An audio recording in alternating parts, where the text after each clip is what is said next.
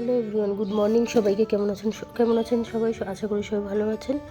আর আজকে বুধবার, তো আজকের ভিডিওটা এখান থেকে শুরু করলাম। আজকে একটু লেট করে উঠেছি আমরা।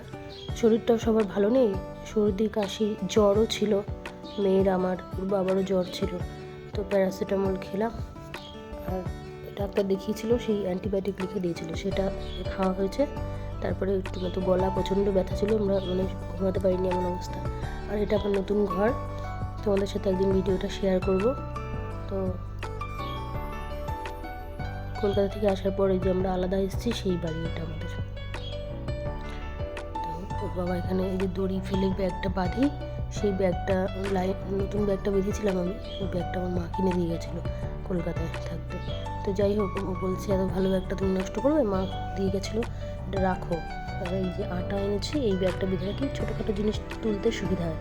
সেদিন আমি বেঁধেছিলাম সবজি নেওয়ার জন্য, তো ওটাও ওরকম বাঁধা ছিল, বলছে রোদ্দুরে নষ্ট হবে। তো এই যে আমার ধনেপাতা গাছ, গোটা ধনিয়া এনে ছিটিয়েছিলাম, তো গাছ উঠেছে। তুলসী গাছ আমার কিছুতেই ভালো হচ্ছে না, কেন কি জানি। আমি তুলসী গাছ লাগালে প্রচণ্ড পরিমাণে তুলসী পাতা ভর্তি হয়ে যায় চারিদিকে। তো এবার জানি না কেন তুলসী গাছটা ভালো হচ্ছে না। আর এই যে হচ্ছে পাখি, এখান থেকে একজন পালিয়েছেন, আর দুজন এখানে, এটার মধ্যে দুজন আছে, আর ওইটা থেকে একটা পালিয়েছে। 2 সপ্তাহ মানে গত সানডে আমি নিচে যাচ্ছি ফুল নিতে।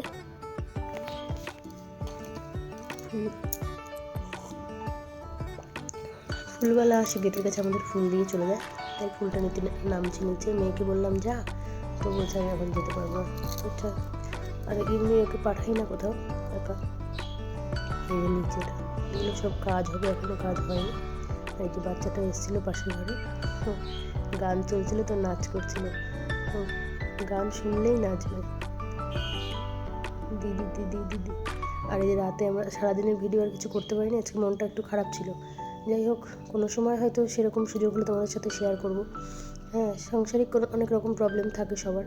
আর এই যে রাতের এগুলোর বাবা রান্না করেছে, এসব দুপুরবেলা এসে রান্না করেছে, ডিম, ফুলকপি, আলু আর গাজর, আর শাক কেটে রেখেছিলাম, মূলো শাক ভাজা করে। চলো আজকের ভিডিওটা এখানেই শেষ করি। শুভরাত্রি সবাইকে, রাতে ডিনার এটা আমাদের।